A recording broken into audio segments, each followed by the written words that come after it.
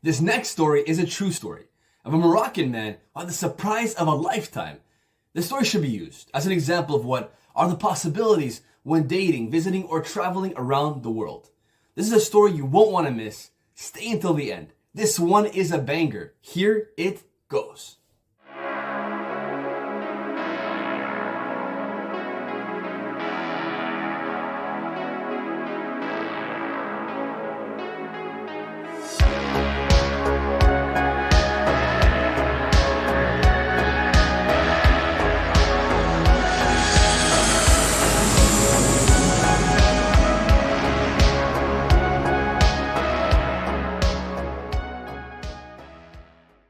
My nickname is Hamdan. I'm 30 years old now. I'm from Morocco, but I've been living here in the Gulf for quite a few years now. If you're wondering how I ended up here, it's a long story, but I'll try to make it worth your while. When I first left Morocco, I was just another guy with big dreams, but nothing solid to hold on to. I came here for work, and that's how everything started to change, but let me take you back, where it all began, the way I remember it. I grew up in a small town in Morocco, surrounded by my family, and life was pretty humble, to be honest. It wasn't easy, but we made do. My parents worked really hard their whole lives to try to provide for us. We weren't dirt poor, but we weren't wealthy either. We lived simply, but it wasn't the kind of life I wanted for myself. I had this hunger for something more, you know? I wanted to be that one person out of my family who would really change our situation. I wanted to send money, flus, back home to make life easier for my parents and siblings. I heard about the luxurious life in the Khaliji or GCC countries. I grew up watching their shows and was a big fan of their music called Shayla, so I was really accustomed to their way of speaking. My father always spoke about our ancestors being from the Arabian Peninsula, and I wanted to see our motherland for myself. A lot of Moroccans were going there for work, making a good living, and I figured that could be my shot at a better life. I didn't have much of the time, just a bit of savings from odd jobs. With the financial help of my parents, I took the risk. My dream became a reality when God opened up an opportunity, so I packed my bags and left.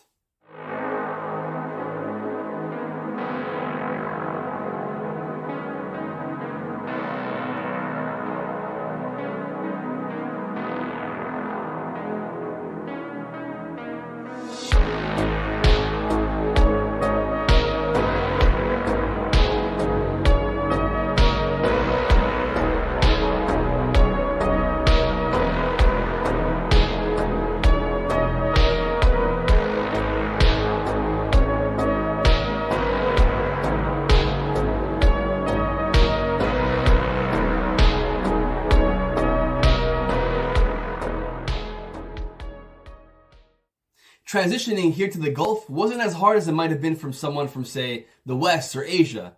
You know why? Because I'm Arab. The language was the same, the culture had some similarities, and even though I'm North African, we had that Arab connection. When I first landed here, I didn't feel out of place, like a foreigner or anything. It felt like home, like I was amongst family. And the cool thing, it was diverse here. I met people from around the world. The locals, man, they treated me so well. Seriously, it wasn't like what I expected. I wasn't treated like an outsider, and that made it a lot easier for me to adjust. I got a great job, started learning the Khaliji dialect, like the Gulf version of Arabic, and before I knew it, I was speaking like a local. It was funny at first, kind of weird I have to admit, picture an American speaking like a Brit, but now I can't imagine speaking in any other way. The best part? The money. I'm not gonna lie to you, the earning potential here was insane compared to what I could have made back home in Morocco or even France. I was sending money home to my family every month. My mom, my dad, my brothers, they all appreciated it so much. I was helping them out in a way I never thought was possible. All praises be to God. Now there was one thing that my family back home was always talking about. They were obsessed with the idea of me getting married. They'd say, Hamdan, you need to find a girl and settle down. But here's the thing, they wanted to set me up with this girl from my hometown. Her name was Fatima. Don't get me wrong, Fatima was a nice girl. We knew each other, but I just didn't feel that spark, you know? I wasn't really into her, and I think my family kind of knew that. They still tried though, since our families were close. They were convinced that she was the one for me. But for me, I'd always been attracted to Asian women. I don't know why. Maybe it was the culture, the way they carry themselves, or like the saying goes, opposites attract. But I wasn't really looking for anything serious at the time. I was more focused on work and building my life. Then I met Jasmine.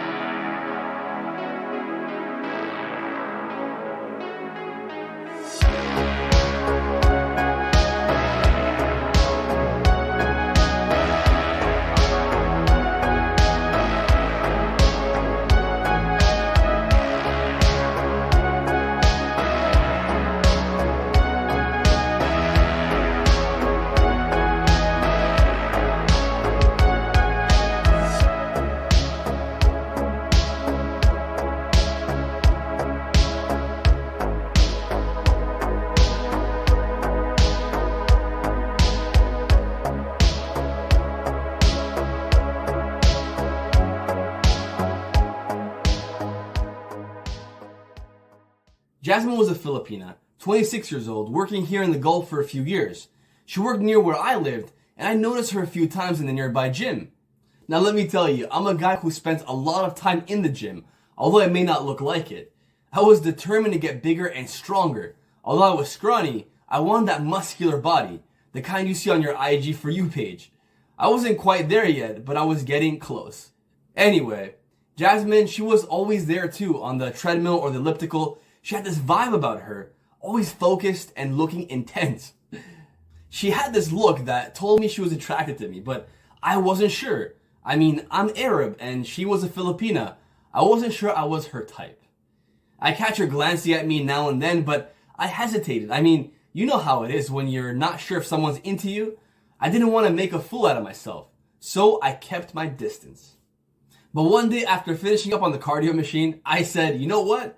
I've got nothing to lose, and I walked right up to her. How are you? I said. She looked up, surprised at first, but then smiled. How's it going? From there, it was easy. All the mental gymnastics in my mind was all complete bullshit. If you see a pretty girl, just go up to her and talk to her. We talked, and the chemistry was instant. She was very nice to me, and we just clicked. We started seeing each other more and more, talking about everything, our lives, where we came from, and what we wanted out of life. Jasmine was from the provinces. When she showed me the conditions of where she came from, it seemed worse than Morocco. I was shocked.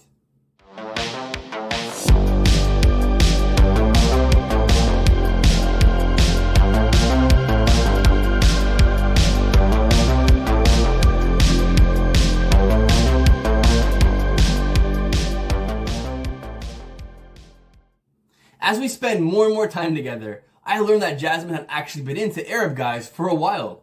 It was kind of funny because I had no idea. She told me that I was exactly her type. We both had that spark, but then there was something looming over us that was kind of bothering me. Religion. She was Catholic and I was Muslim. We talked about it, and she said she wasn't sure if she could convert to Islam, especially when we talked about marriage and having children. It made me rethink whether we should continue this or not, but we finally came to an understanding. As time passed, I saw she was more open to the idea of us making this work, despite the differences in our religions and cultures. It wasn't easy, but we were both willing to try. It wasn't just about religion, it was about love, and we knew we had that. We agreed to make it work no matter what. But not everyone was happy about it. Jasmine had this friend, Christina, who didn't like me. In fact, she didn't like Arabs at all. I don't know why it was. Maybe she had bad experiences with Arab men before, but she made it clear that she didn't think I was right for Jasmine. She kept trying to convince Jasmine to date a Filipino guy, someone from her own culture. I get it, Christina had her own baggage. She wasn't shy about showing it. I think she'd been hurt by an Arab guy in the past, and now she just didn't trust any of us. But no matter how much Christina tried to push her agenda, Jasmine and I were still in love. Now here's where things get a bit dramatic. Jasmine and I had planned to meet at a cafe. I was looking forward to it. Everything seemed perfect, like we were finally in the clear, but when I showed up, lo and behold, the witch, Christina, crashed the party. Christina was sitting with Jasmine, and they were talking in a way that didn't look friendly at all. The vibe was tense. I could feel the tension in the air before I even walked up to them. I wasn't sure what was going on, but I knew something was off. I asked Jasmine, "What's going on?" She looked at me, her face a mix of confusion and frustration. Christina immediately cut in. You're wasting your time, Jasmine. He can't trust him. He's an Arab. He'll break your heart just like the last one did. I felt my blood boil. I stayed calm. I didn't want to make a scene. Jasmine was quiet for a moment, and then, in a voice that sounded so sure of herself, she said, No, Christina, I love him. He's the one I want to be with. Christina looked pissed off. You're making a huge mistake, Jasmine. You'll regret this. I stepped in trying to protect her. Excuse me, Christina? I don't know why you're so bitter, but it isn't about you. It's about Jasmine and me. Jasmine stood up and told her friend, if you don't accept Hamdan in my life, we are not friends anymore. I don't need your approval. I know what I want, and I want Hamdan. The look on Christina's face was priceless. She didn't know what to say next. Jasmine had made her decision, and there was no turning back. Jasmine and I walked out together. I knew her and her friend were really close, and she supported her a lot when she first arrived here. Jasmine didn't need her anymore for support. She had me now, and that was all that mattered. From that moment on, nothing was going to break us apart. We spoke about me going back home to see my family after a long time, and we both agreed to tell our parents about each other.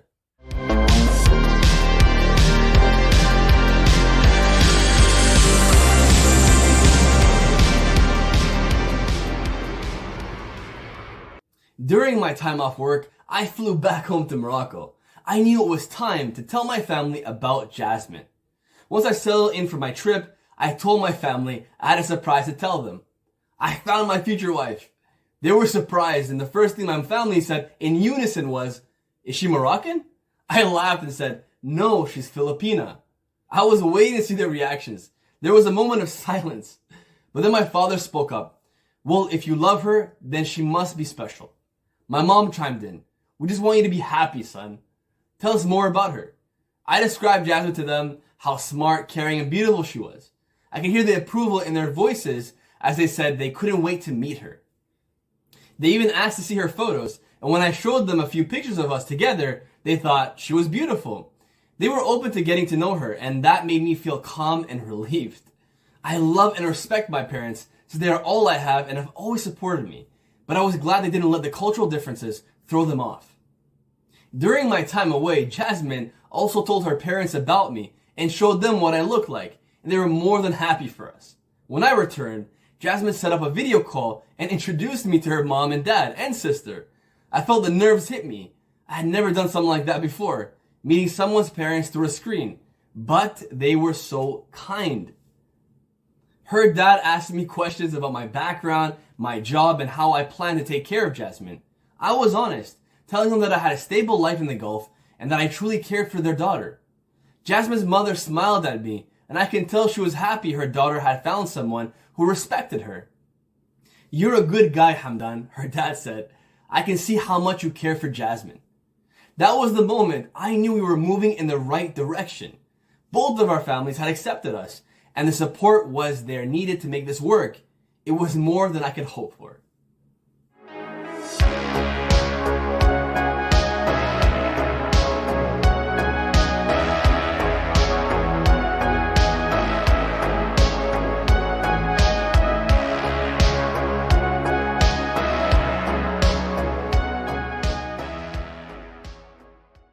I like that part where Hamdan said, don't think too much, just do it. How many experiences, how many relationships have been robbed from us by not just saying hello to that woman you were pining for? That quick glance, flick, or twirl of the hair may have been an indication of attraction. And because Hamdan had the cojones to introduce himself, he's now ready to walk down the aisle or not with a significant other, Jasmine. That is the key takeaway in this story. And make sure to check out my previous video on Rick, the man who couldn't keep it in his pants, right over here. And send over a story of your own that you want to be featured in the next video. Subscribe, share, like, and comment. My name is Roberto, and I'll catch you on the next one. Bye for now.